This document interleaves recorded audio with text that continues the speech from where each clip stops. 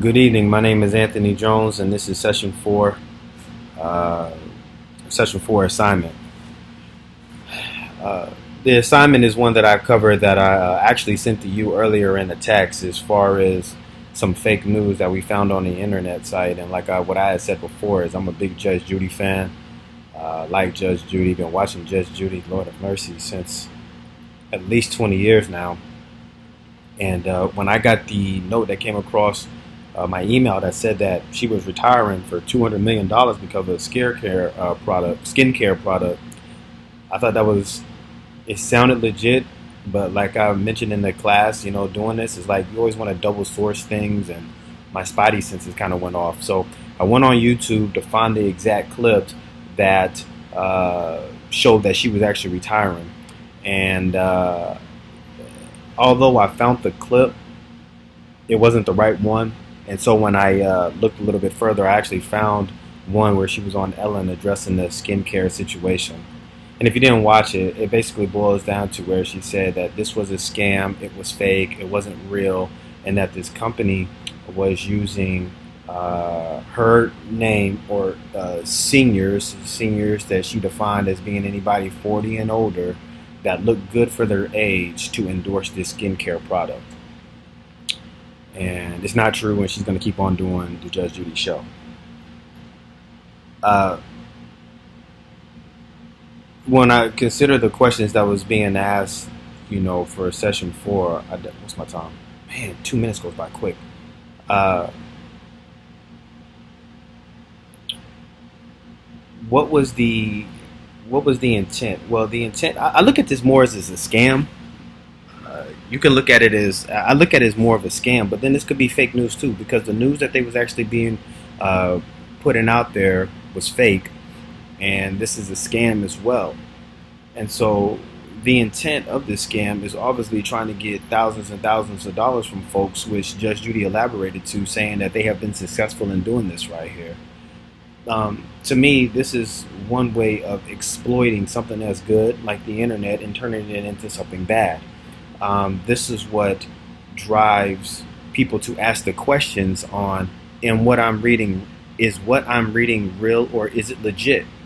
In one way, we could say on the integrity factor that this is definitely wrong. Authenticity, and it could be argued, but integrity wise, this is wrong. You shouldn't be trying to hustle people like that. However, on the flip side, because I'm a glass half full guy, right, is, well, what ends up happening with these situations, that it creates awareness, and I think it gets people talking, it gets people asking the questions, it gets people asking, and is what I'm reading actually real? And when you have people that do the wrong things like this, then the positive effect that comes out of this is that people question a lot of things. People ask the tough questions. And what I'm reading legit? People dig 2, 3, 4 sources deep in the order to find the truth, and they just don't accept the first thing that they hear as to be the answer. So I think that's the silver lining in the whole thing of all of this right here. I will tell you from a personal fact. Make sure my wife's not listening. So this class actually got me in trouble. So I'll tell you this real quick, because I know I'm pulling up on my 4 minutes right now, and man, this goes quick. But I'll just take an extra minute, because I think I took a minute and some change to reiterate what my stance was, or what was going on with Judge Judy and stuff. So my wife and I, we just had a kid about a month ago, and so we were talking about, oh my gosh, man, what is the proper amount of milk that a child should have? It's something around those lines. And she was like, it was 6 ounces. I was like, it's 4. We just kind of went back and forth. She said, I'm going to look it up. And so she put it in Google and she looked it up. She said, hey, look, you see, it says 4 ounces is what's recommended. I told you, Anthony, you're wrong. And so I said, well, hold on, let me see it. So I pulled it up. And, if you ever click in Google, it'll like give you like a little synopsis real quick of what the answer that you're looking for. And it's like in bold. Well, I clicked on the link. And so when you open up the link, it said, is this fact or fiction?